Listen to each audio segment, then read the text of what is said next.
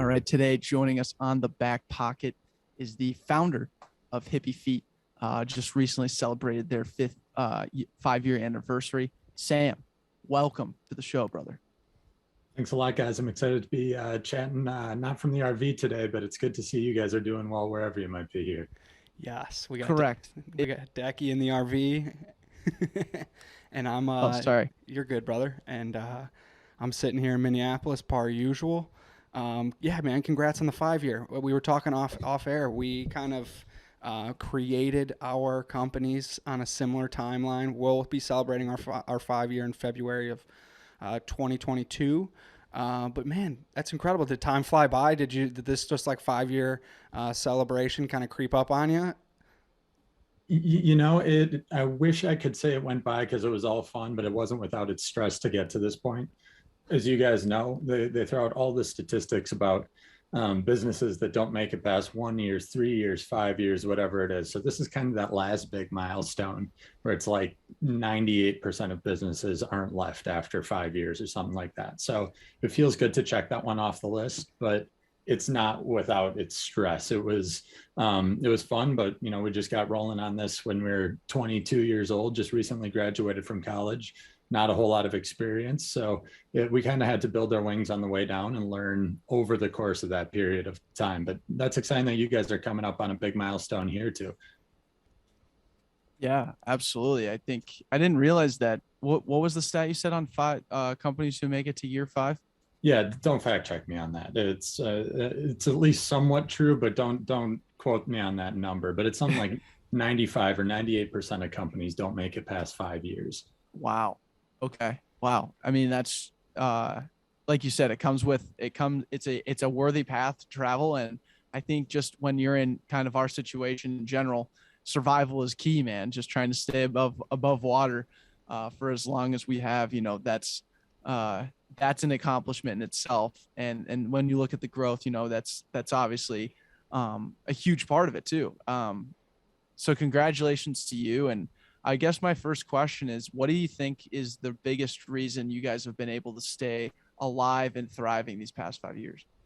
Yeah, absolutely. So for the people that aren't really familiar with what we're doing here at Hippie Feet, we're a Minneapolis-based sock company, and our big thing is that we are looking to provide jobs to homeless youth.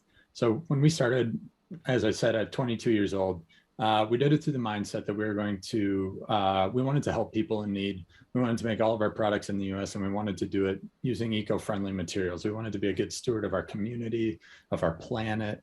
And that's really what we set out on. And the way that we decided to do that was through socks, oddly enough. At the time, we read that socks were one of the most requested but least donated clothing items at homeless shelters. And so we thought we could meet that need.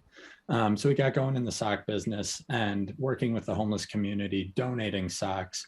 And after some time, after about 20,000 pairs of socks donated, we started to realize that we were giving a physical item, but we weren't having the sort of deep impact that we set out to originally have. We were loading up my buddy's Honda Accord, back of it full of socks. We'd take them out to homeless shelters out on the streets of Minneapolis and St. Paul and give them out week after week after week until we hit that 20,000 number.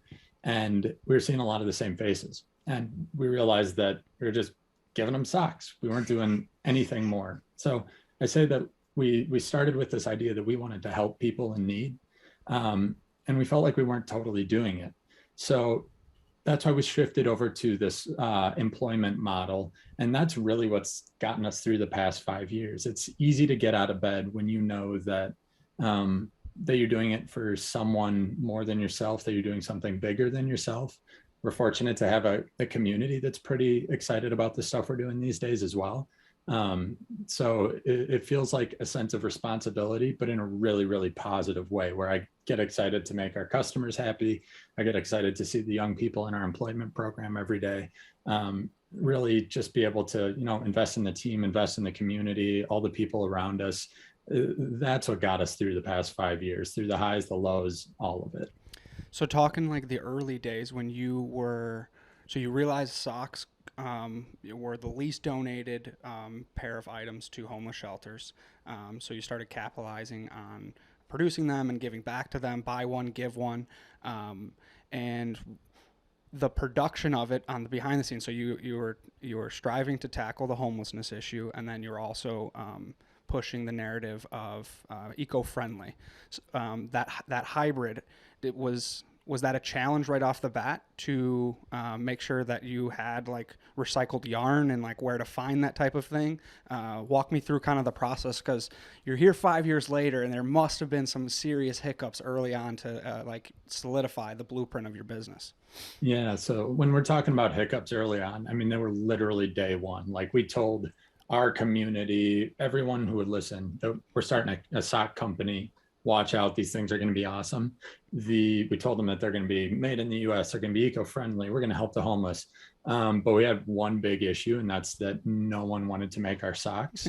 I guess if you're like the big clothing manufacturer, if you're actually like the factories that like make shirts or hats or socks or any of that stuff, you get a lot of calls from 22-year-olds that tell you they're going to start a company. And so we're calling place after place after place. And we get down to, we're starting to sweat a little bit. We're saying, we've already told people a date we're launching. We told them all these great things we're going to do, and we can't even get socks made. So I said to my buddy, I go, next guy you get on, my co-founder, Michael, next person you get on the phone, tell them you're showing up at their doorstep Monday morning. So he picks up the phone, calls kind of one of the last places on our list. And rather than saying, hey, my name's Michael, I want to make some socks, he goes, hey, are you available for a meeting on Monday? I'm coming out from Minnesota. We want to manufacture with you guys. We didn't know anything about manufacturing socks. We didn't know anything about that process, but we showed up at their doorstep. We're able to get them to, take a chance on us. I think they took a chance on us just because no one else was crazy enough to actually just show up. And they kind of got the ball rolling for us. So we were able to make our socks with this family, and we're still doing it 5 years later. They're our number one manufacturer of our products. We even got to make sure that they were keeping staff on through COVID, which was kind of a cool experience, that when manufacturing was shutting down in the US, our orders were going up.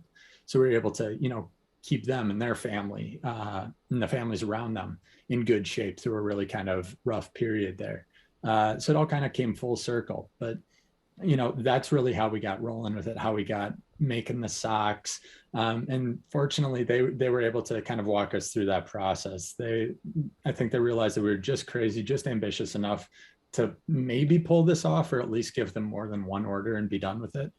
So they held our hand through this is how you make socks. This is how you source materials. You want to use recycled stuff. Here's the direction you go on that. So we've gotten a master class in all of this from a couple named Rusty and Tina out in North Carolina.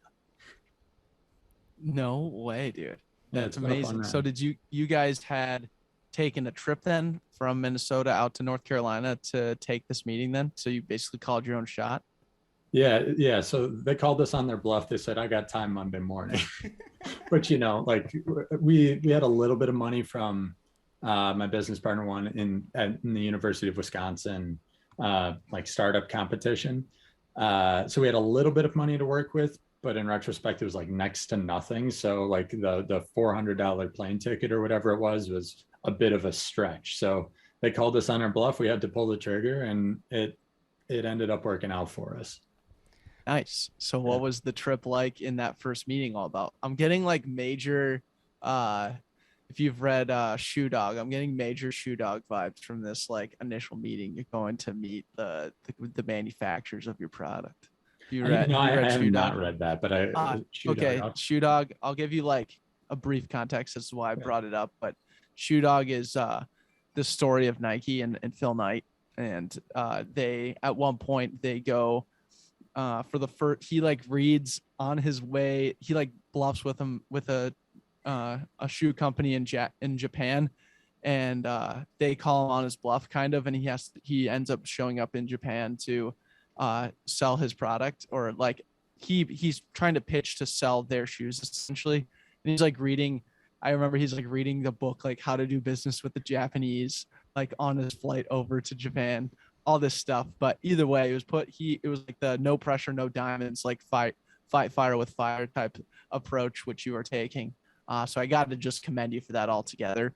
Thank I you. I really want to know, I really want to know what that meeting was like. How was the flight? What walk me through that day, because it sounds pretty pivotal. Yeah, I mean, the whole thing, it was a little serendipitous that it all ended up working out, right? Um, at the end of the day, I think they were surprised that someone was willing to show up and just put in the work when they get a million phone calls a week about people saying that they're going to do this. Everyone claims they're going to order a million pairs of socks and they're going to build these incredible businesses. And so I think they were just taken back by that little bit of extra show of effort. And I'm sure you guys probably have these situations with, I know you both do more than the back pocket, right? But whether it's with the podcast or the other things you're doing where you kind of go, some days I got to act small and look for the help from the people around me and really, call on my friends to help me pull some extra weight here.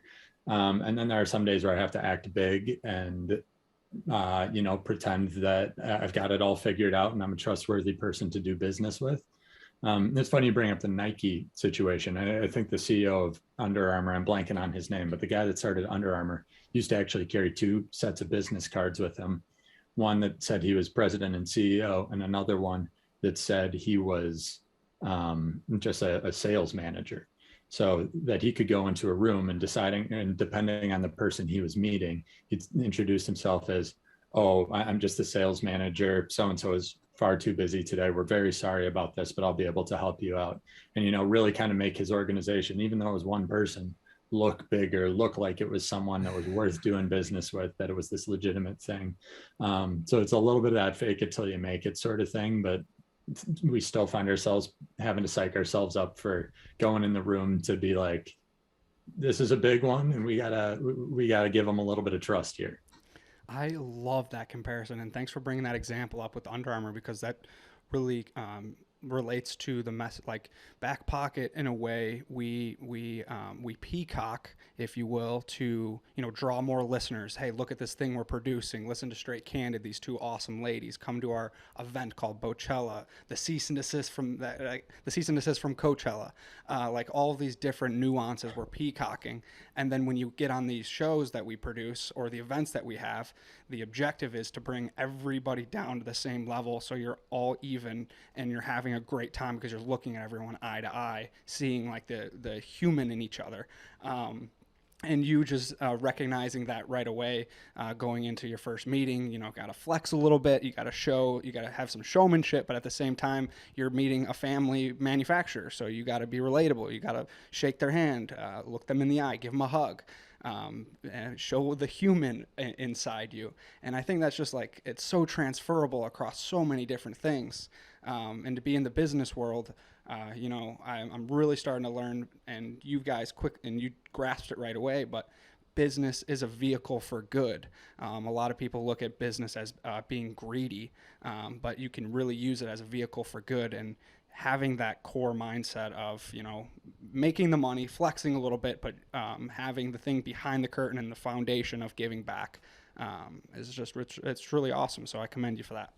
Hey, well, thank you. Yeah, at the end of the day, relationships are what make the world move forward. Relationships are what win things. If you get a chance to pitch someone on your business, if I get a chance to talk to you guys about the stuff we're doing in the world today, or you're talking to someone about how, the Back podcast is sort of elevating these stories around them, it's that one-to-one connection that you're making that's really that matters. But at the same time, people have BS meters. People have busy schedules. They sometimes you need to kind of, like you said, peacock. I love that term.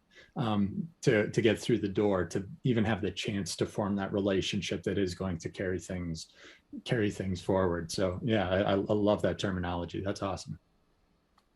So when you were like sitting in that room pitching for the first time, like what did this company, or I can't remember what the two names of the people that you said, but were they like basically bought into what you were all about right away? Like, did they hear the message and hear the why and basically say yes? Or was there a little bit of like having to peacock or having to like really show up to get this sale done?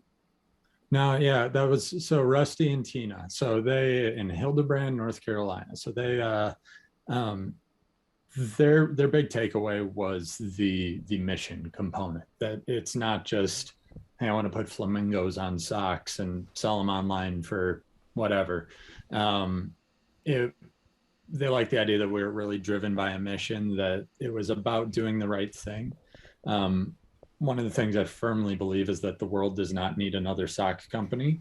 The world does not need hippie feet socks. The world needs hippie feet because of the good things that we do for young people in need, because we're going Mm. to um, try to be the most responsible company we can at every turn. And I think that resonated with them. I mean, they're an American manufacturer. And so the idea of making products in America resonates with them. They are, from their own backgrounds, they really value the idea of giving back, and the idea that we were going to work with the homeless community and sort of at-risk youth was really attractive to them. So I think that's really what was kind of like the driver behind all of that. And then Sweet. on top of that, you guys started your company under the name Hippie Feet. Was that the first name? Just wanted to confirm that. That was the first name. Yep. The first name, awesome. So you stuck with the original name. Yep. And I was reading the blog post that you had that you have on your website, because I'm assuming you get the question a lot, like, how did you come up with the name Hippie Feet? And the the line here that reads, "We wear the title of tree hugger with pride." I love that. I mean, just you gotta be transparent right away. You're an environmentalist, and you have the tagline hippie. So people could come at you right away. Hey man, you go back to the '70s. What's going on here? But you're getting ahead of it, putting out this blog post. We wear the title tree hugger with pride. That's Yeah, awesome. man. Like, so you talk to anybody about the idea of hippie, and where like all of us were probably born early to mid 90s on this call here. And like, we weren't there for the original like hippie movement. And we've gotten that piece of feedback from folks where they go, you weren't there. Why are you naming your company? Like, you don't get it. Um, we weren't there. We can leave out all the bad parts. We shower. We wear shoes. We do different things, but we can look at it through kind of rose-colored glasses and really co-opt some of uh, the prettier parts, the idealistic parts of the hippie movement. And I think that's really built into how we talk and how we communicate and portray ourselves as a brand, is that we really are trying to look at things through their most optimistic lens. We are trying to pull the best parts of what is a super iconic and super vibrant like cultural period, and we're trying to bring it into an era where we have it's I'm a marketing brand guy, so I say the post Helvetica era, if that lands. But it's the idea that we have more modern design now, that we've matured a lot of these ideas that did develop out of the original hippie movement, leaving the crushed velvet and Austin Powers feeling stuff behind. Interesting. Let's So yeah, unpack that a that little would bit be more. What is that post? Uh, what's the word? Post Helvetica. Post Yeah. Helvetica. So What is that? What exactly does that mean? yeah, I'll keep it as not nerdy as possible. So like if you look at Helvetica, the font, um, it is very it feels very like formulaic, very well thought out, practical in the way that it's actually built as a font. And it kind of marks this turning point in design where we start to work through things a little more, I would say, I don't mean this in a bad way, but logically rather than intuitively. If you look at design through the 50s, 60s, early 70s, it was this very sort of free form, really lacking kind of a lot of modern design practices. And Helvetic was kind of that tipping point in my mind for what has led us into design systems, really cohesive brand presences, this kind of bigger picture of what a brand can be. Got it. So then when you mention leaving like the Austin Powers, the fluorescent floral over the top, leaving that behind, that that's the post Helvetica idea. Yeah. Like just don't need that. I'm not here to call it crap, but you don't need that anymore. And we'll just take the core from what you built and Yeah, take it on we're that. leaving it behind on purpose, right? Yes. Like we want to keep the best parts and possibly maybe leave out some of the others, right? Gotcha. Or what we think are the best parts. Yes. So I was going to ask on that specifically, like, what is a portion of the hippie culture that not many people know about, but it might be one of those favorite things that you did or chose to extract, or people in general did extract and brought into the kind of common era of being a hippie? Yeah, that's a really excellent question. Oh gosh, that's a really good one, actually. So it's hard in the past year here to not like look at one of the things that stood out very vibrantly to us about the whole hippie movement was this idea of people mobilizing en masse for the things that they believe in, right? So there's this whole like idea of public demonstration that I think was lost. My camera just clicked off there. Do you want me to? Yes. Good timing. Yes, absolutely. Yeah, obviously everybody conglomerated on a Facebook group to A51, and that was a massive movement. Definitely took that one and extracted it from the hippie era. Yeah, Area 51 was clearly a vestige of the hippie movement that we're holding on to. As far as like Facebook in general was an extraction of the hippie movement, one could argue. that's a conspiracy theory that I'm ready to go down that rabbit hole. Like, you lay it on me. If you got a PowerPoint, even better. Oh, exactly, dude. But yeah, let me know what you think on that, because I think like it's cool. Like one example that I really liked was just how things kind of come around in full circle. Like the simple example of like a lot tee. Like I'm wearing a band tee, which everyone wears nowadays. That's nothing, but just like the idea of like how valuable a Grateful Dead lot tee is, because people just started making them in the streets because they didn't want to buy like the pre-made ones. Like I think that type of culture of like do it yourself, like kind of like a counter grain to society, that's I can get behind that kind of stuff. And that's the stuff that I feel like has come along around, not only like from a cultural standpoint in fashion, but also in general in terms of that counter grain movement. Yeah, definitely. And I think like there are the examples like that, like more like specific design elements where it's, tie-dye is back in all of a sudden, and it seems to cyclically come back every couple of years now, where it's such a vibrant period that's just ingrained sort of in the ethos of what we understand like major portions of culture to be. So it's not that it's necessarily like this new massive resurgence of the 1970s and the hippie movement. Although I think that's more on like the political and the activation sort of front. But from a design standpoint, it's just, it's left its mark, and it's probably not going anywhere. Awesome. So have you have any people from the 70s become big fans of hippie feet? Like has your brand been able to reach some of these well-known established hippies? I'm waiting for the day that we can get in front of Dead & Co. and some of these more, kind of iconic folks from the 70s. In the meantime, a big portion of our customer base is that original sort of hippie group that has since raised families and all that sort of thing, that now when it's time for, Christmas gifts or something like that, they get to give gifts that are in line with their own values that they share with hippie feet. So we definitely have resonated with that group. I'm still waiting on our total fan from the original thing, though, that big iconic name. Yeah, so Dead & Co. is on that list as a potential collaboration, Yes. which is awesome. Any collaborations that you've been able to secure over the years that you or like they're like, damn, I didn't know that would, like, I didn't even foresee that to happen when we first started, because looking through your website, I know there's been numerous of them, and you could probably go down the list, but any of them stand out more than the rest? Yeah, for sure. So our most recent one is a really cool one in my book. We're working with Eric Kendricks. He's a Pro Bowl linebacker from the Minnesota Vikings. And we've worked with him. We started working with him probably last January or so.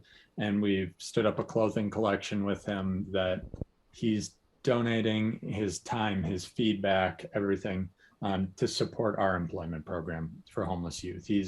So we created this collection that helps support that program, and he's just been an awesome collaboration, an awesome guy to work with. He's kind of a fixture in the community, and he's got his own sort of personal sense of style that he helped impart on the clothing. So it's been awesome. Yeah, I couldn't have imagined a few years ago that we would be working with someone like him. Yeah, I mean, you got the Eric Hendrick one, and then the one. So I worked closely with Unreal and Michael Jordan, and he was hand in hand with the Give 16 Jason Yep. Zucker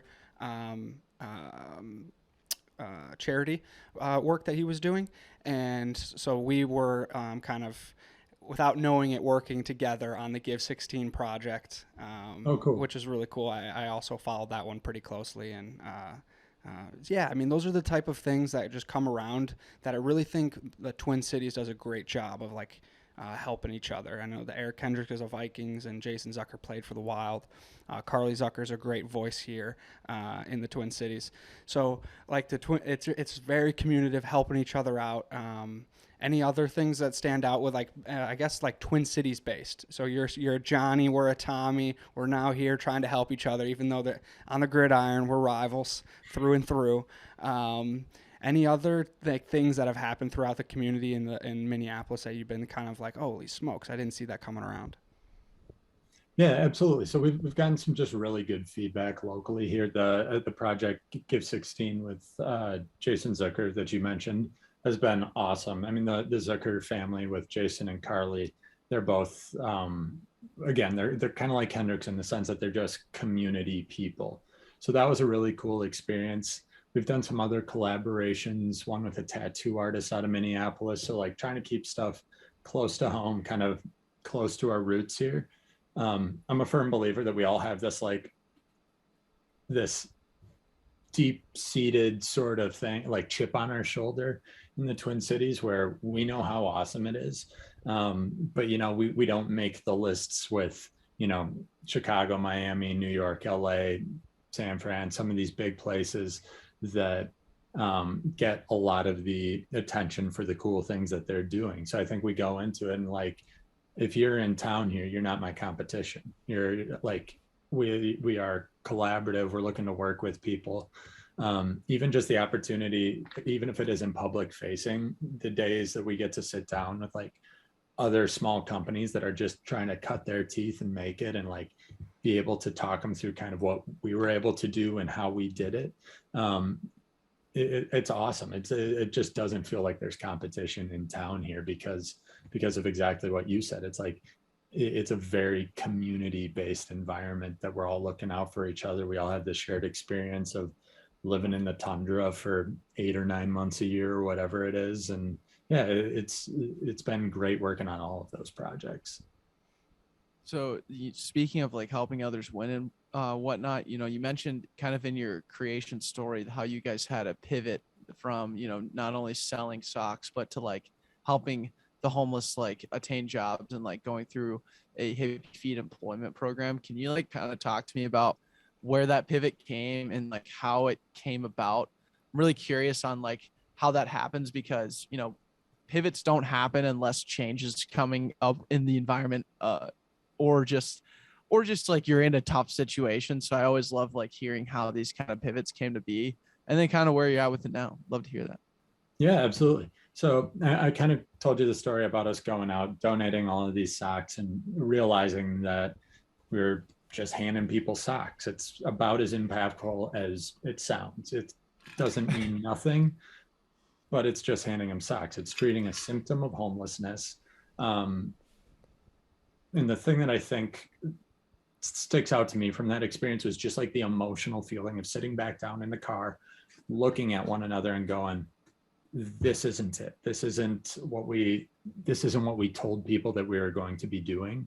I mean, we told them exactly that we were going to be donating a pair of socks for every pair sold, but it wasn't making this, like, deep, profound difference in their lives. and it like weighed on you from a guilt standpoint. So could we have continued down that path and built a viable business that kept growing? I'm sure we could have. That's not how I want to do this. We have, I wouldn't feel comfortable putting my name behind something that did that. It doesn't feel right to me. So that's really what drove that pivot. It was actually kind of interesting how our solution came up. We always talked about like, someday it would be awesome if we could have a deeper impact. Even day one, we recognized that someday we wanted to continue to expand the way that we were helping people out. And we kind of realized like now we're 23-ish years old, and we had a way that we could give as 23-year-olds that other 23-year-olds couldn't. We had built a company and we could use proceeds from that company to help people in need. So we're talking it over, don't really know how to make it work. And we were going to a sales event one day down on like, I think it was West 7th in St. Paul. It was like their St. Patrick's Day festival or something like that. And we're unloading boxes of socks from the car to take to do this sales event when someone comes up and asks us for money. And we said, well, we can't give you money, but we'll give you a job. If you want to help carry these over here for us, we'll pay you at the end of it. And so she helped us carry these boxes over, got all set up, everything like that, and then came back later and she said, do you have any more work for us there that I could do? And we were like, yeah, we have all these socks that need to be packaged. We have the chair right there. If you're willing to, tie this piece of twine around these socks, we'll pay you to do that too. One thing after another. And we start working with her. We figure out a way to stay in touch. We get, kind of a relationship stood up with this woman and work with her over a period of time. And we started to realize like, this is our way to do it. This is our way to give back. And we had some learning experiences there. Not all of them are super fun stories, but the thing that we learned is that when working with that community, the place that we could have our biggest impact was working with young people. So, we drew the age swatch of 16 to 24 because that's the age that most youth shelters focus on. So there are shelters for really young kids, there are shelters for that youth age, and then adults. And we thought, hey, if we could just bring these jobs directly to the shelters, it gets rid of a bunch of the barriers that they face when they're looking for work. They don't have to worry about bus passes. They don't have to worry about, going out on the street and earning 20 or 50 bucks in a way that's not safe for them. Or if they break the law, then they get set back on their path to self-sufficiency. So that's really how the employment program came about. It was almost accidental at first, but then a lot of the questions after that answered themselves. Like, okay, how do we find a place for people to do this? We were still working out of our apartments at this period of time. Well, let's go to the shelters. That has all these other advantages about, eliminating barriers. It keeps it under the supervision of the nonprofit. We weren't experts in homelessness, so we could defer to the people who were. And so it really evolved just one step at a time, trying to meet the need in front of us and just always kind of do better. The thing, as you guys know, there are moments of stress in any business endeavor, but Michael and I always try to remind each other, it's about progress, not perfection. It is about, taking that step forward. We're never going to guess right and just be at the finish line. So if we can take those small incremental steps forward and do better every day, we're going to get there eventually. Man, that's incredible. The organic growth from realizing like you had an itch to do more. You had an itch to give more than just a product, and just organically so happened that you're in lower 7th and you're handing out socks, or you're moving socks around, and a homeless woman comes up to you asking for money, and you offer her service instead of money, and it evolves from that. What a cool story and way to capitalize on something. And I think the crux of that is the progress, not perfection. You took on the challenge of like, what would this look like inside this business as a core value? And it's evolved from that. And Deck and I always say, ebbs and flows, strikes and gutters, ups and downs. It comes in so many different ways. And I guess one of the core questions of Backpocket that I want to ask you inside of all this. So what has been an average quality of Hippie Feet throughout the progress of the last 5 years? This is something that you deeply care about, that you're trying to get better at a little bit every day, but you look at it as an average quality because there's so much more potential there? Yeah, that's a good question. I would say that almost everything we're average at. We didn't come in at experts in any one thing. And so it's kind of been learning as we go and just admitting that we don't have all the answers, that we kind of would have to figure it out as we go. But one of the things that I would say is continually like we could never be good enough at it, is that idea of like creating new products. We worked really hard to learn how to create really awesome pairs of socks or any of the other stuff that we make. But you could go to school, you could literally get your master's degree in textiles and creating these products, and there would still be something to learn. So I want to say we make damn good pairs of socks, but compared to what I think we can do someday, I think our products can just continue to get better and better and better. Right on. And like, when you kind of talked into like that hiring process or that employment program, just diving in a little bit more, like what were kind of the initial steps after you had that first realization? Like, it sounded like you maybe have gone outside the range of 16 to 24 and realizes you need to stay in that.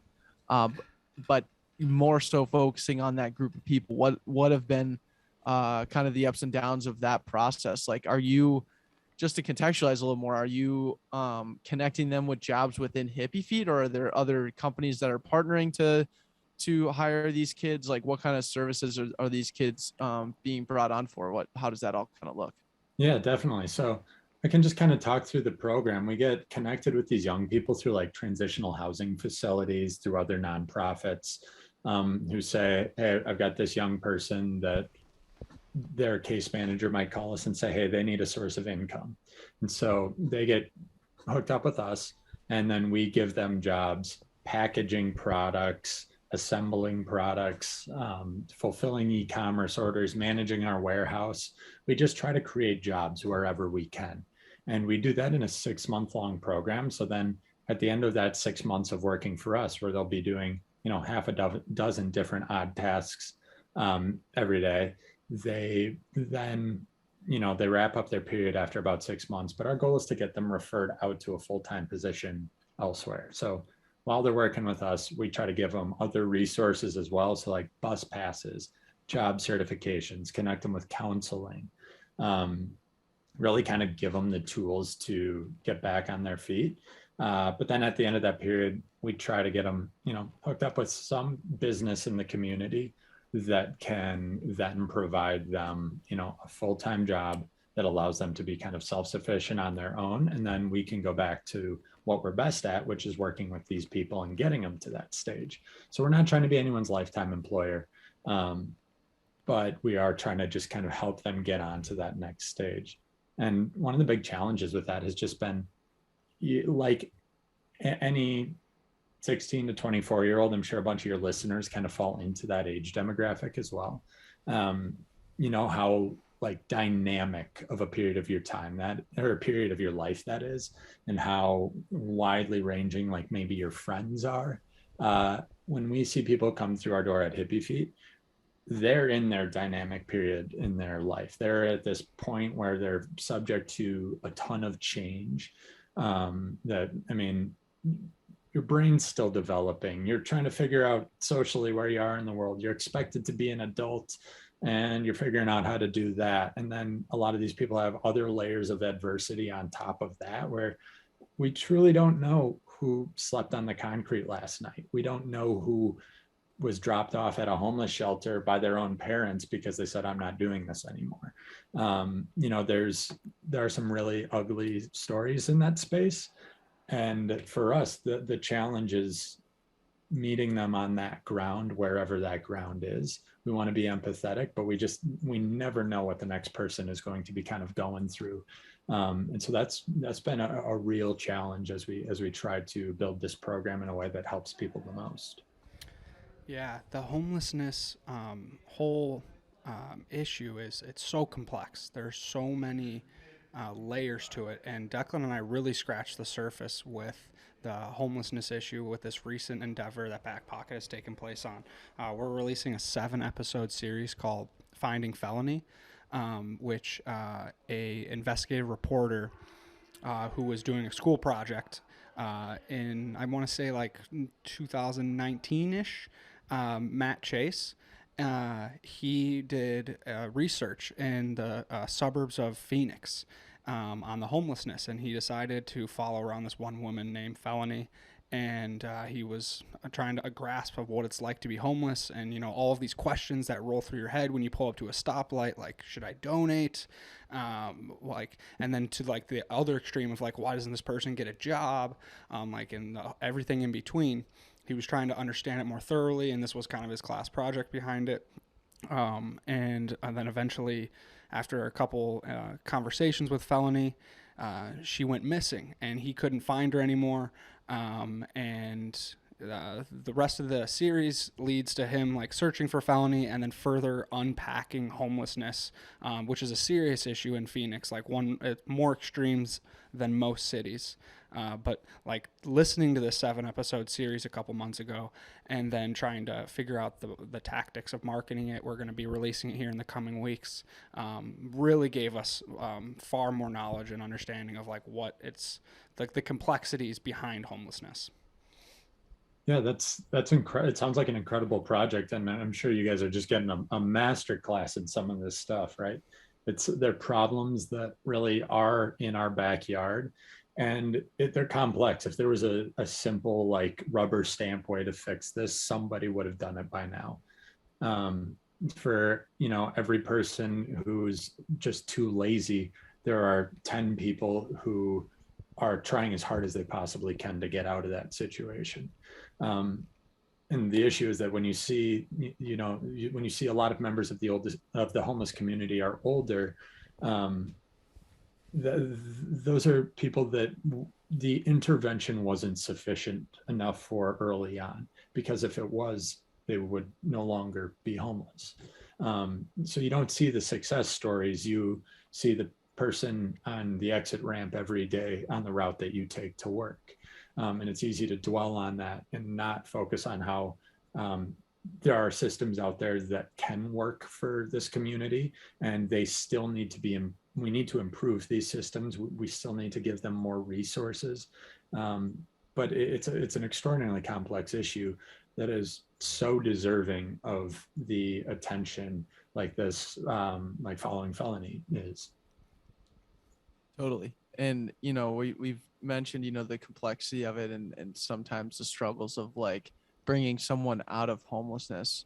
And, there's a bunch of different reasons, just to kind of tag on what Andrew was saying, is like the crux of this, of what Finding Felony kind of unpacks is just like the mental instability of someone who is homeless and how that can contribute to their situation. And there's not much you can do in those certain situations, and it leads to a pretty insane story. So just kind of going off that though, like how has your experience been like with bringing someone out of homelessness, or just like a good feel good story in the sense like of the success of your program? I'd love to hear some if you have any.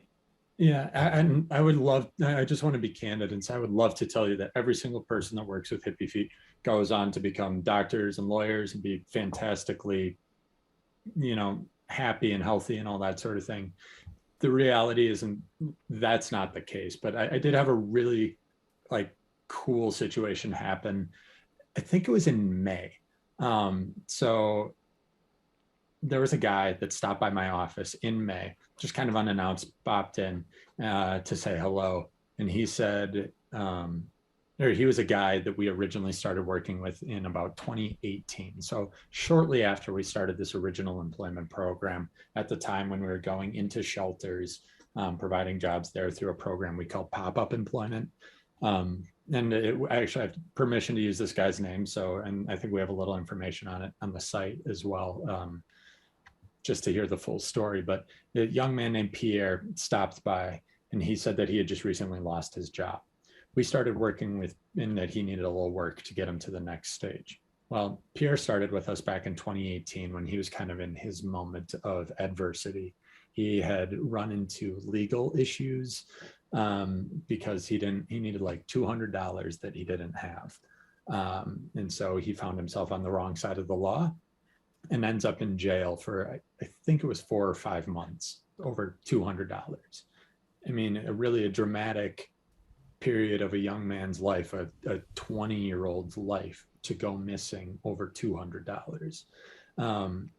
So Pierre, after he got out, he was sleeping on the concrete. He was in this really sort of hard position in his life.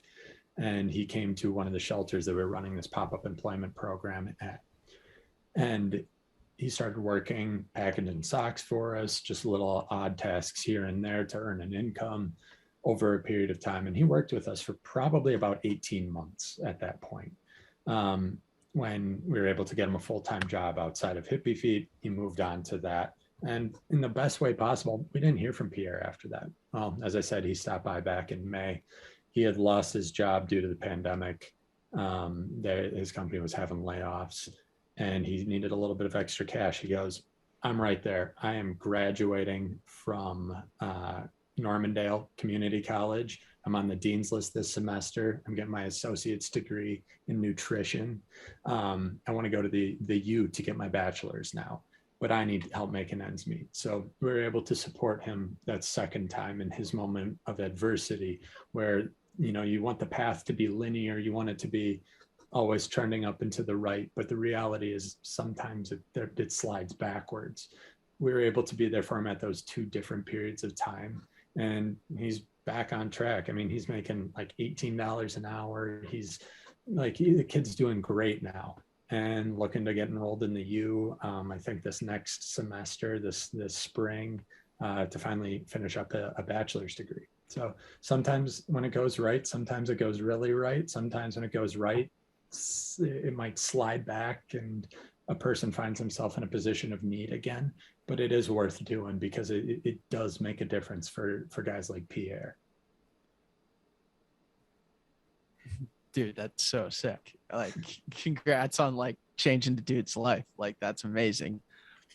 That's truly the impact. And like to see your guys's, I know we spoke at the beginning of like this idea of just surviving. Like, you guys were surviving and thriving between the years 2018 and 2021, and we're able to institute this program and to like watch it come to life, watch it impact someone twice throughout their life.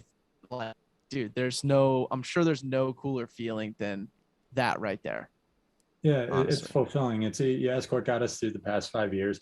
I'm not gonna lie that there are tons of moments where it felt like we were spinning our wheels, like this was going to be a fun thing that we did for a little bit of time in our 20s, but it wasn't really viable.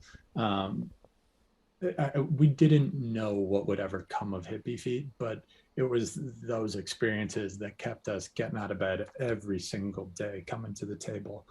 And now we're at the point where we're like, this might be a thing. We might be around for a little while now, and that's exciting. Yes. We've gotten that sense of gratification in a similar situation this past December. Backpocket, we've gotten from a lot of advice from mentors over the years of giving back. You'll receive more benefit from doing that than anything else, in a sense of reciprocal altruism. Like, don't expect to receive anything back, but do it out of the goodness of your heart, and let it play out, and something will happen in return. So we were able to have, his name's Jason Coons. He's one of the co-founders of Best Christmas Ever. We had him on our podcast in 2019 to promote Best Christmas Ever. And then starting in 2020, around, I want to say February, you sign up for the 2020 venture of Best Christmas Ever. And we put our name in the basket, so that puts us in a situation where we can select a family who has been nominated from unknowingly into a pool, and we are now captains of a family, Declan and I, under Backpocket's name, and we get the opportunity to fundraise for this family and surprise them with the best Christmas ever. And our goal this year was to raise $5,000 for this family. We ended up raising $10,000. and you buy them that you're dealing you have the opportunity to talk to like a neighbor or a family friend to communicate like what are the needs of this family. So we bought like some miscellaneous gifts and some objects similar to what you were mentioning with, you know, buy a sock, give a sock, and we knew that wasn't enough, so we spent a small portion on objects and items for the kids of the family, and then we also had the opportunity to spend the rest of the money on a life-changing gift, and that was towards rent that they ended up being 3 months behind. And little did we know they were weeks away from being evicted, and bills that were backed up. And we saved enough money to contribute to those life-changing gift opportunities where that could potentially get them ahead. And then Best Christmas Ever does a great job after we donate to provide like financial advice and some mentoring.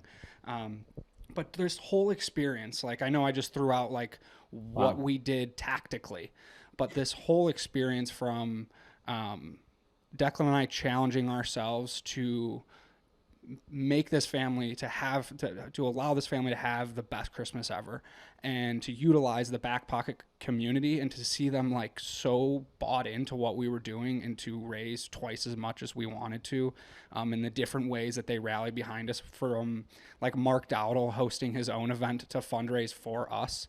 One of our other good friends, her name's Lauren Paul, she hosted another event to raise money for Best Christmas Ever, and our friend Matt Christensen did a yoga event to raise money for Best Christmas. Like 3 different people, we didn't even ask them, were doing it to raise money for Backpocket, and that was just like the coolest thing. The hair stands on my arms every single time that I get to talk about this. We're doing it again this year.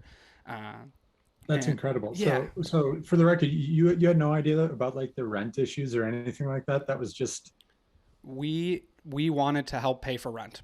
That's what we thought was like best. And Declan was in direct contact with her after we donated the money towards rent, and she was like, hey, can you speed up this process, because I just went to court and I might be evicted in the next week or so. So Declan had to like push papers quicker to get them the money. It's crazy. That's incredible though. And that's the type of thing that I always go back to, the idea that these things that we're creating aren't going to last forever. Yeah, this interview might be on YouTube or something like that, but none of these are going to be, these things that we're making here are not going, the Backpocket or Hippie Feet, hopefully they are, but they might not be a thing 100 years from now. But the impact that you're having on people is something that is timeless, it's incomparable, really. I mean, you change that family's life, and there's no taking that back, whether you guys decide to pursue other things in life or not. Right. And I think that is just a great example of like, just put good intention into the world, man. Like there's such an aspect to just trying to live a good life, like, and just trying to put out like really good intentions into the world.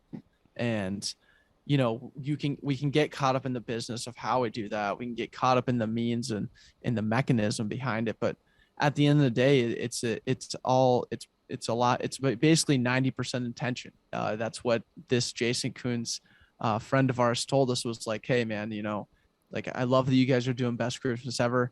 It's going to be a lot of, you guys are going to have a lot of different things thrown at you, but just understand, like, you guys are showing up for this family and doing a lot of good intentional work for these guys. So however it works out is how it works out. And yeah, we're sitting after Christmas, and I'm talking to the mom, and she's like, hey, we need to like show these papers to the judge so that we can like settle on this case with our landlord. And so, you know, a couple emails later, I was able to basically prove to the judge that we were indeed giving the amount that we said, and that was basically it. It was means and methods at that point. But yeah, dude, there's nothing that the existence and the legacy of Backpocket or Hippie Feet is negligent in comparison to the stuff that we are able to do to impact people. It could be saving someone's life from rent or whatever, on one hand, and then on the other hand, it's like people are going to remember how we made them felt from a podcast we recorded, or how we inspired them to start something that they never thought they could have done, or made them just feel incredibly like proud to be a part of something at a crazy event like a Bochella, or live podcast event. Like there's all kinds of stuff that we do just out of genuine intention that we love to do already, that when we're able to share that, I mean, there's nothing else like it. And make it, and having those touch points, having those life experiences, there's really nothing better. And that's why it's like, if it does last forever, awesome. But if it doesn't, at the end of the day, we're winning right now. So why worry about not winning in the future? Yeah, I catch myself, and I'd love to know if you guys have a similar feeling. Like, I catch myself at times just being taken aback by, like, we brought this thing into the world that we thought was cool, and other people thought it was cool enough that they decide to actually support it. And it's like, what a privilege and honor that anyone would ever in my entire life be down with the stuff I was trying to put in the world like that. I mean, it's seriously, it's so, I feel so fortunate for the people that have gotten behind the stuff that we're doing here, and think that, like, yeah, this is a good thing in the world. Like, it's the most humbling, and it makes you feel like an incredible responsibility to those people. I don't know, like, look at, because it was your community that accomplished, this big, deep piece of giving that you were able to do for that family. And it's our community that allows us to help Pierre. Like, that wasn't me, it wasn't Michael, it was our community. And that's just remarkable to me. Yeah, and I think now more than ever, we're able to recognize that in like the deeper sense. And I think like the pandemic had a large like perspective shift in that, of like we lost the day-to-day easiness of like just going out and having coffee with people. So like finding that community and then taking it a step further and bringing people into your community and making them feel welcomed and appreciated and loved. Those that can do that and do that in many different unique ways, that's when the real winning, if you will, comes into play, because now you're providing like that empathetic winning, in a sense of like building people together. And yes, we feel that 100%. It's incredible. I am shocked every single day that I'm able to do this, and people support it.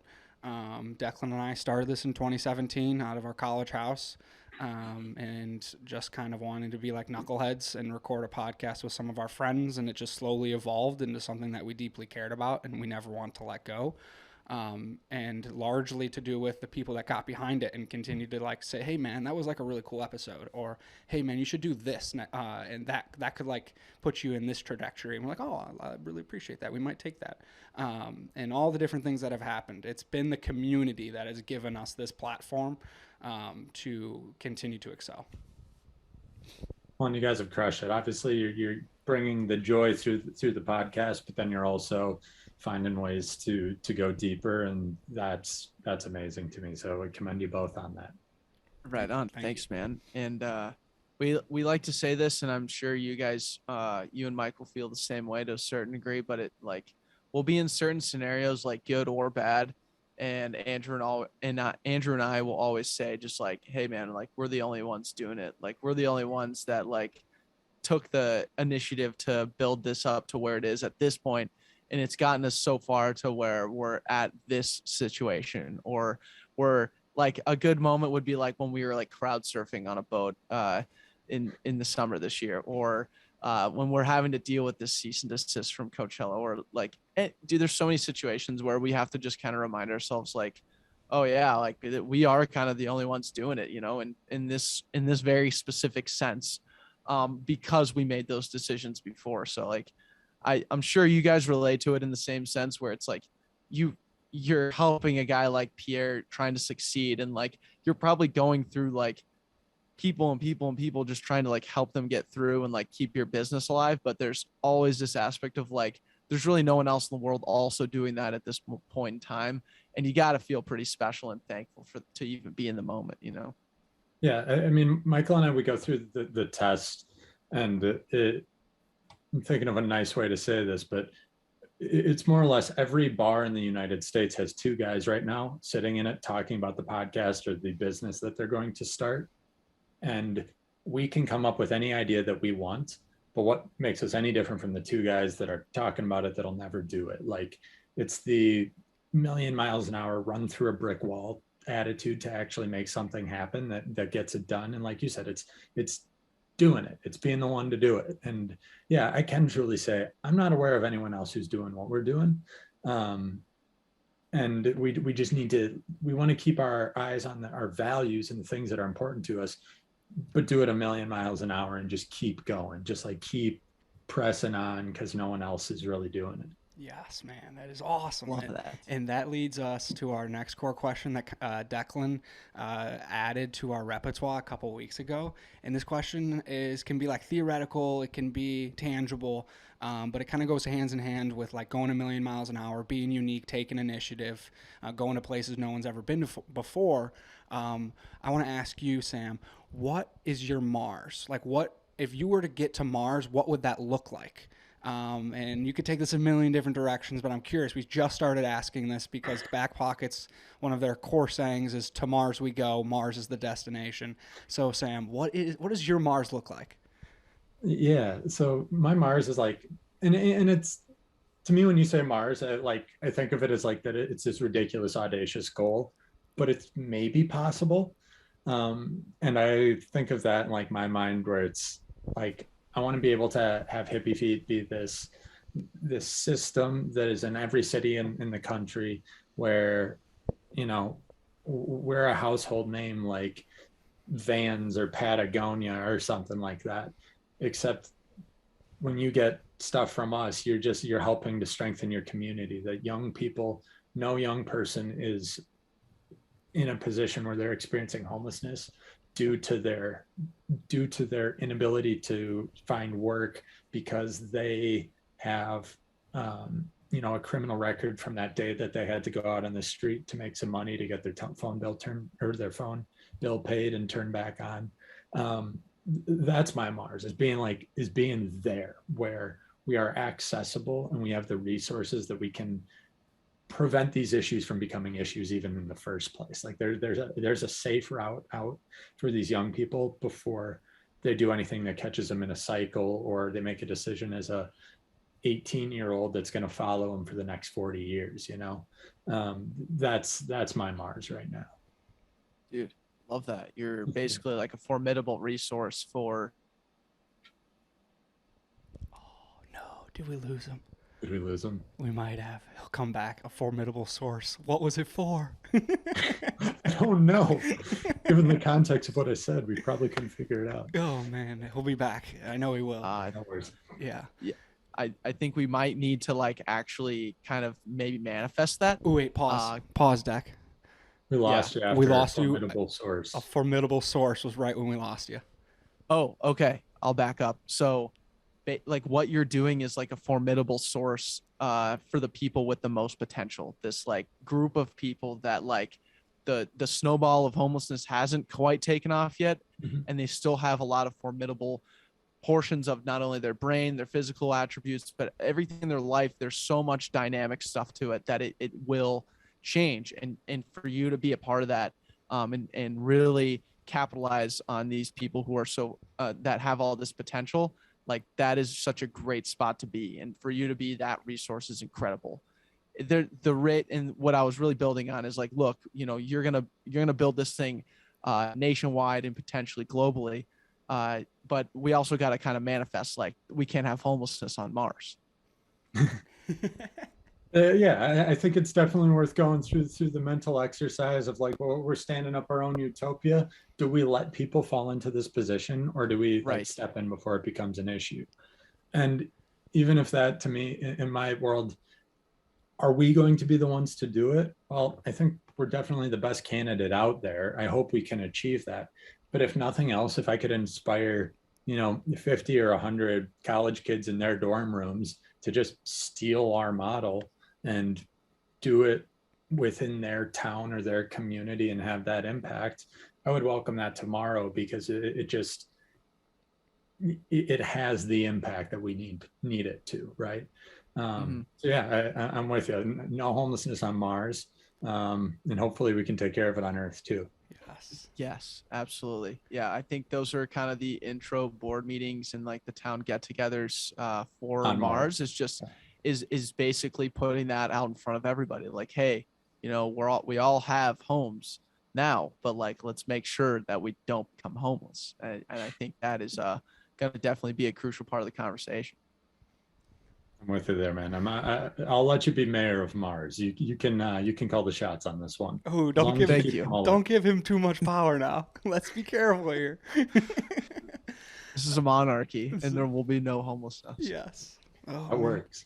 Sam, I heard you quickly gloss over conspiracies. Declan threw out Facebook being, a conspiracy in itself.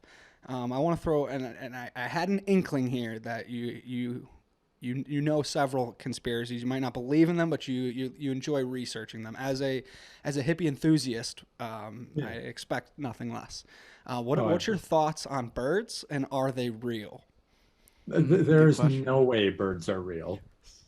First of all, I don't even trust that planes fly. There's no way that birds fly. Like it's 100% drones. Like an animal can't fly, and I firmly believe that.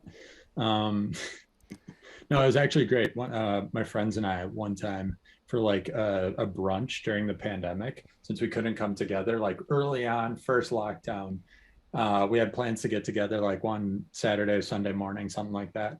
And when we found out that we weren't going to be able to do that, we said, let's have a presentation party. So we all hop on Zoom and everyone has a PowerPoint prepared and presents on their favorite conspiracy theory. So birds as drones definitely made an appearance there. Yes, dude, birds are not real. If it flies, it spies.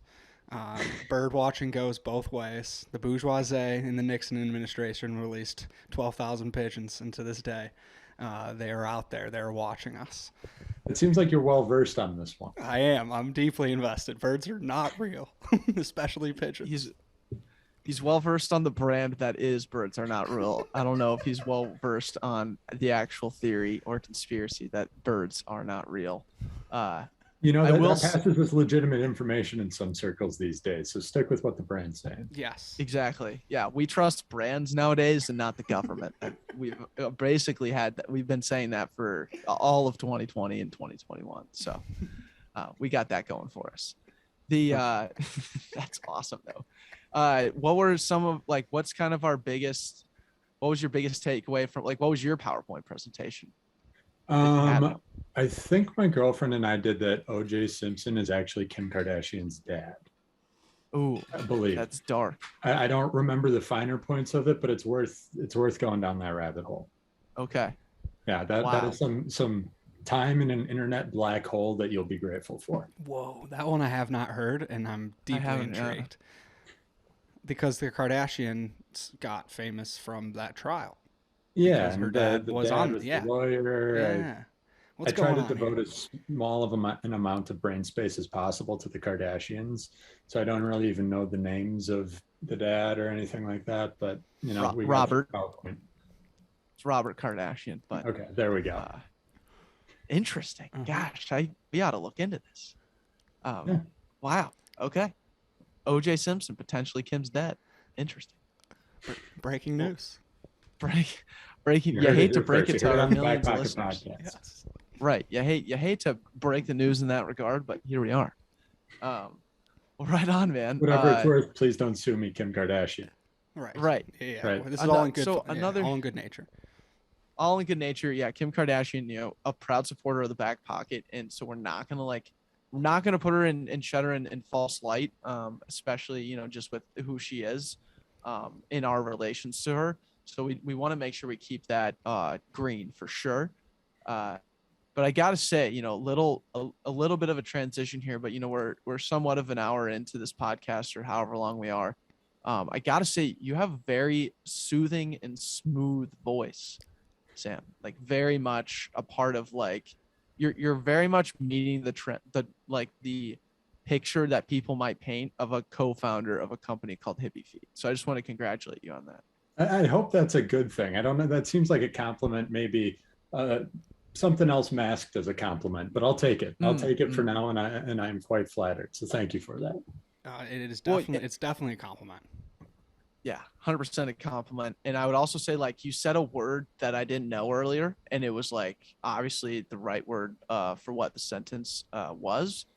So I got to be honest, like, you got to start using bigger words. Not to say you weren't using enough, but like, just know that it goes way further with your dialect and how your voice sounds if you were to use bigger words. I'm keeping them easy for that St. Thomas education. When I'm around Johnny's, we up the level of the vocabulary a little bit for them, but for you guys, we're backing off today. I love it. I love it. So Declan just he shouted out a little compliment your way. I'm curious, what would Michael say? Um, and this is kind of a cool little question because Declan and I co-founders together. Ride or dies. Like he's my partner in crime. When I'm having a shit day, he's one of the first people I call, type of thing. What's the dynamic? And I'm kind of bummed Michael isn't here, so I wish I could call him in real quick. But what's it been having a co-founder? What would you say have been like the dualities between you two of helping you guys find success and stay even keel? Yeah, absolutely. Michael and I are just really balancing forces in each other's life. If we didn't have Hippie Feet to come together who knows whether we would be friends or not, but we came together specifically to do this thing without really having a lot of background, and being so different is really what has made for like a strong business partnership and a really strong friendship. Michael he's a really charismatic guy. He's very intuitive. He trusts his gut. He goes, he really trusts his intuition on things. And he's a creative guy. And I go kind of the complete opposite direction. I have the tendency to be kind of hyper analytical about stuff. If I had one superpower in the world, it is just old school logic. It is just thinking my way through a problem. Whereas, Michael listens to his gut, and his gut is usually right. I think we can all say that with confidence. So it's been cool because we're very different personalities. But if I was a clone or he was a clone of me, I don't think Hippie Feet would be where it is. It just, we need to balance each other. And we just bring kind of, as I'm sure you guys do, because you're still doing this after 5 years, we bring this just kind of mutual respect, and I would even say admiration for one another to the table, where, if he says, hey, I don't think this is the right idea, that goes a really long way in my book, and vice versa. It's just like a level of trust where that you can be like intellectually safe, you can explore ideas, that you can trust feedback, or they'll trust you when you say, I hear your feedback, but this is the direction we're going. We've just kind of got a good rhythm between the two of us. And yeah, he's just together. It's been like rounding out all of the characteristics that I think that I'm weak on, which is nice to have. Right on. Yeah, that's great. I mean, you can't complain about that in any way. How did you guys like meet? And I don't know if we asked this at the beginning, but like what was like the conglomeration? What kind of forced your paths to cross and create everything? Yeah, so we had some mutual friends. So I'm originally from Hudson, Wisconsin. Michael was living out in Hudson, Wisconsin at the time. So he had met a bunch of the people that I had known. And when he first kind of started thinking about the idea of like, okay, I'm graduating, I want to do something, like, we know this thing about socks. He got my number just through some of our friends. Like, we didn't even have each other's contact info or anything at the time. I was like through college, working with another company that was growing like really fast nationally. Like, I was sitting on their board of directors and everything. And so Michael had heard about that, knew that I kind of had experience in the space and kind of making these things happen.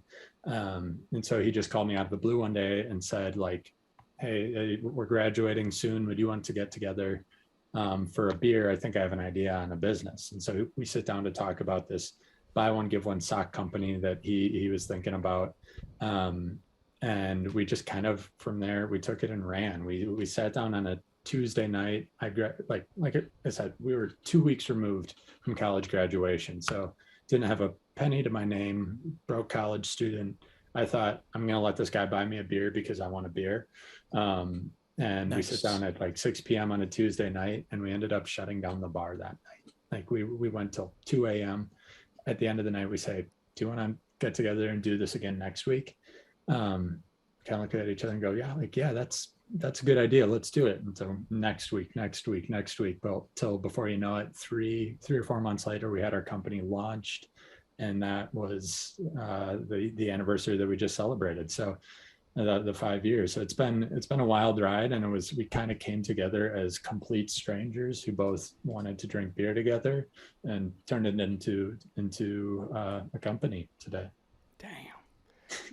It's been a fun ride. Sick. Yeah, that's really cool. The commitment to each other, the belief, and over a beer, man. That's as simple as it gets. A happy It's a hour good way to do beer it. at a pub. Oh, How did you guys originally? Just through school? Declan and I, we went to school at St. Thomas together, and we played football. And Declan and I were kind of like low man on the totem pole, like Gruden grinders. And we just kind of always used each other as like encouragement and motivation, like, kind of chip on your shoulder, scout team guys, working out together, going to like 5:30 in the morning workouts. Knowing that we weren't going to see the field on Saturday, but still doing it on repeat. Like, we just looked at each other like, damn, we're going to outwork each other no matter what. It's just like, have fun doing it.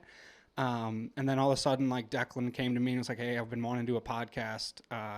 We've been listening to podcasts together, like through internships, and just kind of like shooting the shit, like sending each other funny podcasts that we listen to.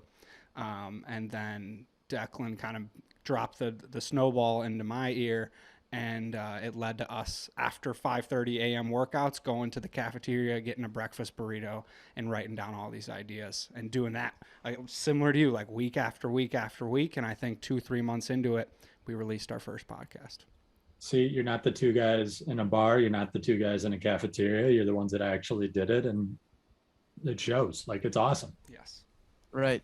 And it still goes without saying, man, like that duality between Andrew and myself and you and Michael, like there's something there for some reason that just like it works.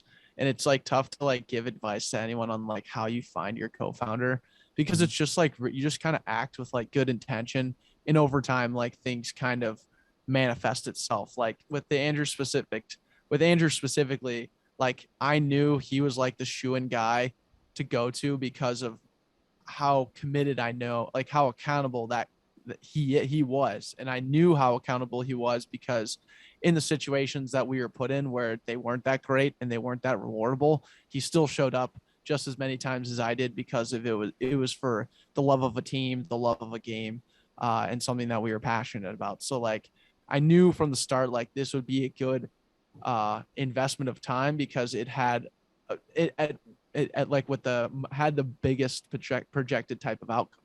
So it's fun to think back at those situations a little bit and just like remember like, oh, okay, like it started as something so small, like, and those continual intentions, those continual steps forward each and every day, like really start to add up to something. And we're sitting like you are, very very similarly coming into the year 5, year 6 of the business, and it's like you're still in those similar scenarios where it's like, okay, I feel really fucking tired, and I know I have things to do. So it's like I need to continue to push forward. I need to find a way to get it done. I need to find a way to keep the ball pushed forward in some regard. And those challenges are obviously new to us now, and I'm sure there's new things coming across your table too. But nonetheless, like there's that energy source that still needs to be put out, and I love it, man. I love the challenge of it, honestly. Well, and I listened to another one of your podcasts where you guys got into conversations about like multiverse and like different realities where, this pairing, whether it's me and Michael, whether it's you two, any of sort of like the successful business duos out there, like there are more universes where that doesn't happen than the ones that do. Like it is serendipitous. It is just a pure accident that it's worked out as well as it has. But you can't really imagine it being any other way, right? Like you round each other out, you got each other's backs, you trust each other. You're kind of, you're the people you can rely on, and that's huge. Right on, man. And I'm not sure if we asked this question yet, but I'd like to ask it here. When you're in those like tough situations, and those challenges do arise, what's in your back pocket for you to kind of come out on top and conquer the challenges that's kind of in your face? What do you rely on, man? Yeah, I've found that, like you guys, so you got your cease and desist from Coachella. You guys know the other challenges of getting momentum on something. We have not been without our moments of stress either. I've just found that in those moments, what needs to happen is just always clear to me. It's just like, it's not a moment of panic. It's not a moment of freaking out. I feel like there's a clarity that comes from that whether it's, hey, we started this big project and things aren't going well and a lot of money's going out and it's not coming back in, or it's, really tense situations with other businesses or something like that. I've just always found that, like, those are the moments where I'm at my clearest point, and that's the thing that I'm keeping in my back pocket. I wish I could access that every day without always being kind of at the edge of stress or anything, or pushing it as hard as we possibly can. But when those moments do arise, I've always got that one. It's funny how that works too, right? Like when the anxiety is truly rising and the pressure is on, that's when like your truest self comes out, Mm-hmm. and the clarity works. It's really cool that that's like the go-to is the clarity aspect. Man, I cannot imagine how many times you've been able to like been put in that situation, and at some point you're second guessing yourself, like, damn, this might be too clear. Like, how did I come up with this so fast? I should be under a little more stress than that. and I want to be mindful of time if we got to be wrapping it here soon, but there is a buddy of mine, Ben Vanden Wymelenberg. So Yes. he's the founder of Ben Woodchuck. VW, dude. Yep. Yeah, Good you guys guy. are, you're familiar with Ben? Yes, sir. Yeah, He's a we're good dude buddies that with him as well. Good dude. he's a dude that pushes hard, right? And you can just tell that he's a guy that knows he's at his best when he's pushing it, right? And I think there's something to, like, when you don't get comfortable, when you're always kind of driving for the next thing, it keeps you on that edge. It's you can sit back and get comfortable, but then you suffer. Your like performance, your ability to get the job done suffers. So he's just like the perfect example of a guy that he pushes for it, and he stays at his best because of it. It's really cool to see. Right. And I like the simplification that you bring when it's like I you mentioned like this is something that's in your back pocket of like just having clarity, but just also the confidence to rely on the clarity that you're seeing, like Andrew questioning whether it's too clear. Like I'm sure there's been moments of that for sure. But at the end of the day, there is like when you have to like move forward and like take that next step, like you're going to logically make the best decision that you possibly can in that moment.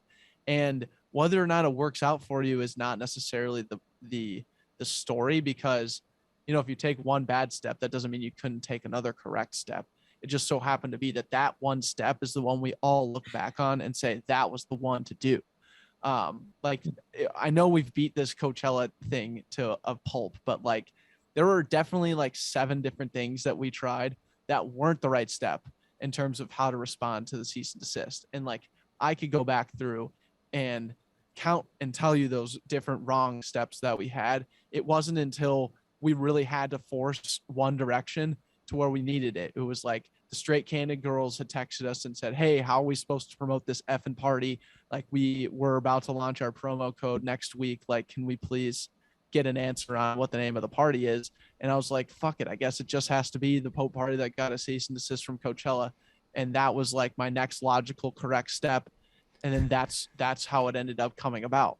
So it's So that landed. You didn't get any more flack after that? We no, didn't, because that was the 7th time that we figured out like, okay, we can't do Bochella with like the asterisks over the thing. We can't like we were thinking about like coming up with like a contest to like try and come up with a new name at that point in time.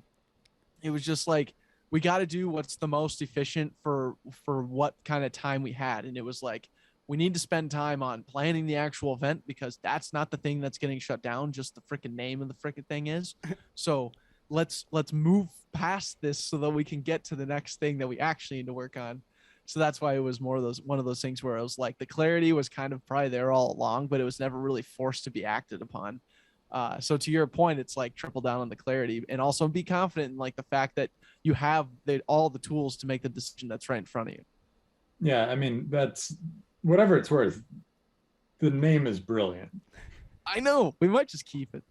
I think you should land on and just build that out as your brand. It's a little long, but you can make it work. We can make it work. Exactly.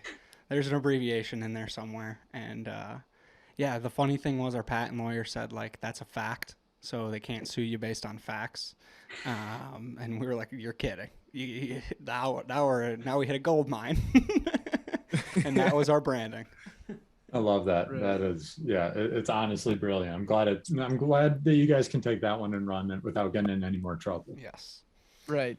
Well, and it's just funny too, because like we're sitting in this scenario and it's like that's one of like the funniest things of like this year that's happened to us. And, you know, we've had a lot of, you know, just a lot of fun with that Bochella in its sense and just, you know, planning and executing that event all together. But it's like we're sitting here now in September 21st is the day we're recording. And it's like there's so many more things to now like focus on, like, and that's where I kind of struggle internally at times where it's like I feel like when my task list starts to run short all of a sudden, I'm like, well, what the fuck am I supposed to do on a day-to-day right now? Like, what do I need to be preparing for? Like, what do I need to get going on? Because like I feel like I'm lethargic almost. Like I don't have the stress of lawyers and Coachella and getting this party thrown and like making sure we have everything right. Like I operate very functionally in those high stress moments. But then when we are like, oh, we got 3 months until, you know, the next thing that's coming up, or, oh, we got this. I'm like, oh, okay. So like, we don't do anything now. Like, what's the deal? Like how are we moving forward? How are we getting better each day?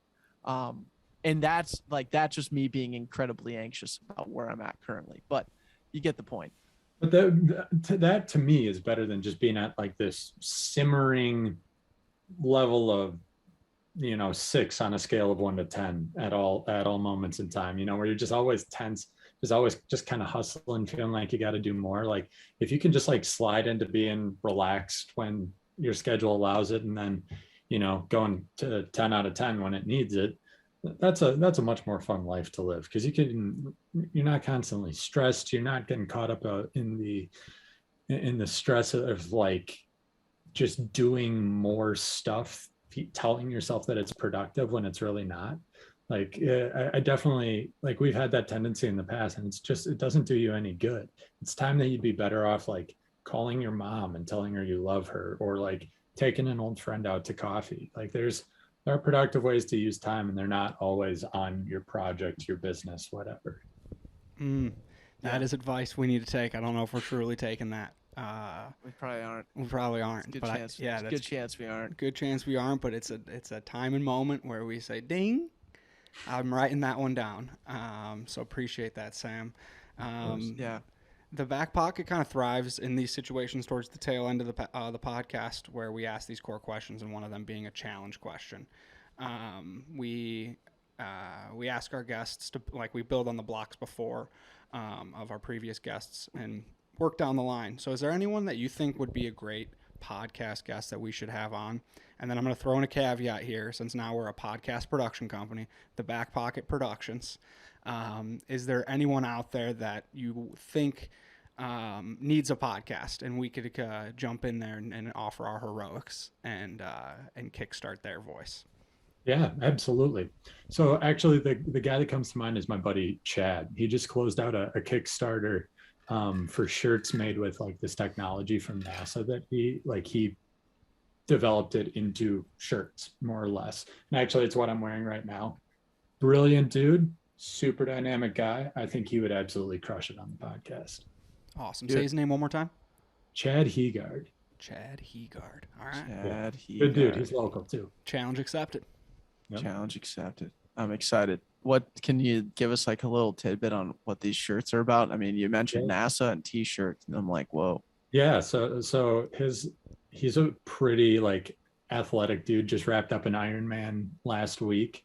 And his whole thing is that he doesn't want to like waste time in the mornings, like thinking about what I'm going to wear for the day. Like, I don't want to be overdressed, underdressed. I don't want to be too hot, too cold. So he developed this fabric that uses this technology from NASA called Outlast. And it takes your core body temperature, and it raises or lowers it depending on whether you're too hot or cold for your environment. So it's meant to be like just kind of a one size fits all in terms of like temperature and the environment you're in. And then it's designed to be able to look decent for more formal settings, but you're never like overdressed as well. So and he's just a hell of a dude. So I definitely challenge you to get him on the podcast here. Hell yeah. No, challenge accepted for sure. I'll reiterate what Andrew said. That just, yeah, I got a lot of questions, put it that way. That sounds freaking sweet, dude. Yeah. I feel like he's got to send us these shirts so that we can be wearing them while we're being, our bodies are being regulated. I think that should happen. Podcast. I think that should definitely happen. Yeah. Okay. Excellent. And then on the back half of that question, I mean, if you don't, let us know if you do have some sort of person that needs a podcast in your opinion, or maybe a concept that has not been dove into, because although podcasting has been around for 15 years, we're in the nascency stage of where this thing's going to go. Where do you guys see it going? I think podcasts are just TV shows, just more accessible. And it's more on the indie market more than it ever was, like more than anything else, really. It's also just like a formal setting for like conversation, and there's just so many different ways you can go with the podcast. And so I think for Andrew and I right now, it's like we've really dialed in just the core concepts of what it takes to make a podcast from a mechanism standpoint. But not just make a podcast, but make a podcast look and feel like the #1 podcast in the world. Yes. Yeah. Thank you, Andrew. Mm-hmm. We need to sell ourselves a little bit more on that. But I think in terms of like the style of podcast and what are the limits of podcasts, like that's something that Andrew and I are constantly trying to push and figure out where the best spot to be is in the years to come. Because, we've been running a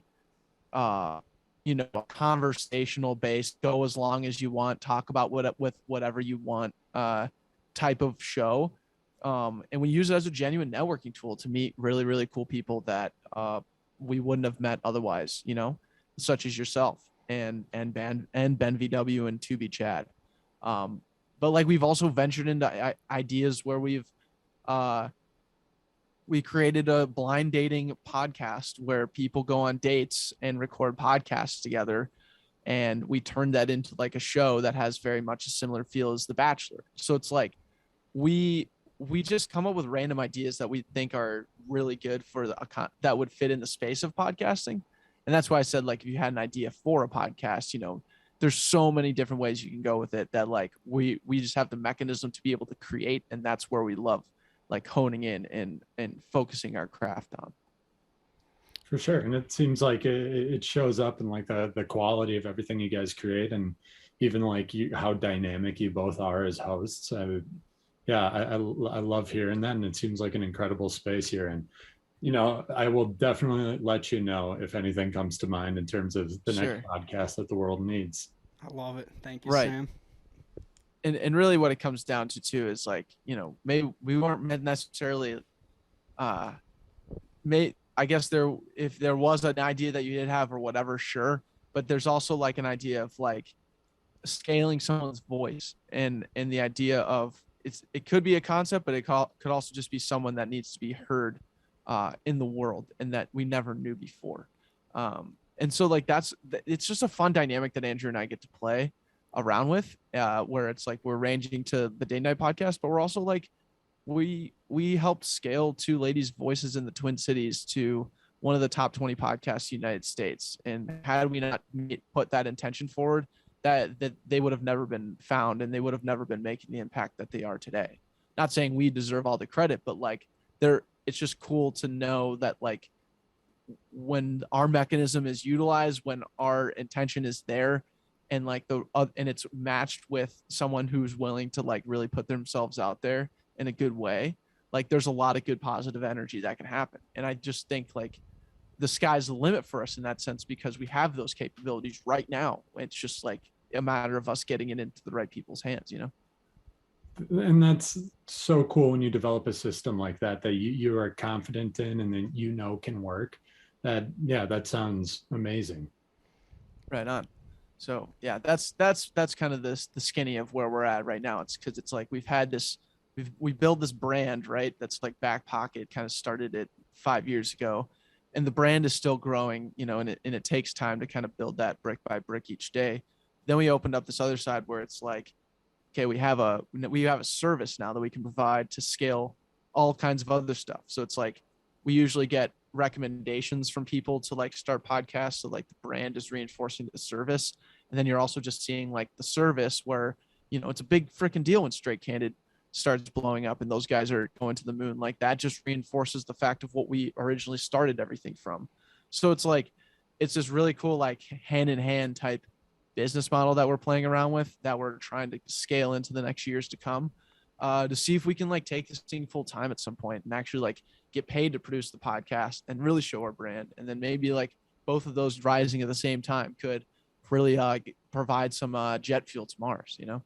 And I could see really any brand that is looking to be like scaled. Like if you're just the local, mom and pop realtor, I don't know if you necessarily need a podcast, but if you're someone who's looking to get sort of mass reach and really in an engaged way where you can really like form in like a intimate long form conversation with your customers, it doesn't matter if it's a sock company, a shirt company, or whatever.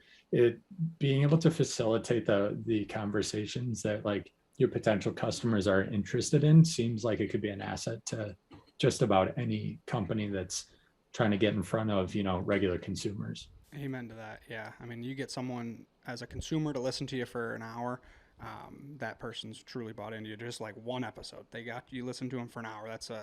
You're competing with Netflix at that point, which is pretty impressive. And then you get them to consume like the social media clip that leads them to that podcast. The whole mechanism can be intertwined, but the podcast is your mainstay, and that which really truly builds the bond between you and your consumer. And that's why we are not going away, and we love what we're doing. And we, like Declan said, we believe that no one else is doing it, and we're having a ton of fun. And we had a ton of fun tonight, Sam. So thank you for joining us and sticking around until 8:30 on a Tuesday. Tuesday 5 years ago, you grabbed a beer at 6 p.m. and you stayed to the wee hours of the night. We're not going to keep you to the wee hours of the night, but we appreciate the time that you gave us today. Well, I appreciate it, guys. All the great stuff you guys are doing here with giving back to the community, fostering a community. It's all really admirable. So I really appreciate the opportunity to chat with you tonight. Yes. We have one final question for you before we let you go. All right. What did you learn today from the moment that you woke up to when we're having this conversation? All right. I know you're probably looking for something deep and insightful, but I'm not going to give it to you. I was probably just like wasting time earlier today scrolling when I realized that there was like a volcanic explosion somewhere, and there was a video of it going over a pool, and the pool just like boils. And I'd never thought about the fact that like it goes through like volcanoes that go through people's houses, go through the local pool, whatever. It just boils on the spot. So stay away from volcanoes is what I learned. Stay away from volcanoes. The Canary Islands, just west of Spain, I believe. I could be getting that wrong, but that is where the volcano occurred. That's the real deal, man. Yeah, very intense. Dude, that sounds sick. I mean, I love the thought of phase change in water, getting it to go from a standard whatever, hanging out, just being water to boiling water that quickly. It takes a lot of time to get those particles moving. That has to be something to be talked about there. So yeah, so kudos to it might not be the most usable information, but I learned it. So it certainly is entertaining and worth pondering over, man. I got to get my eyes on this volcano now. You do. It's cool stuff. Right on, man. Well, Sam, thank you for joining, man. You've been an absolute treat. Can't wait to share this with the world. And if you have made it this far in the podcast, like please DM Sam, DM us. at the Backpocket Productions, and we'll tag Sam's Instagram in the show notes. But reach out, man. Let us know you made it this far. Let us know the gratitude if you have any. And as always, man, just always a pleasure recording. We love you guys. Take care.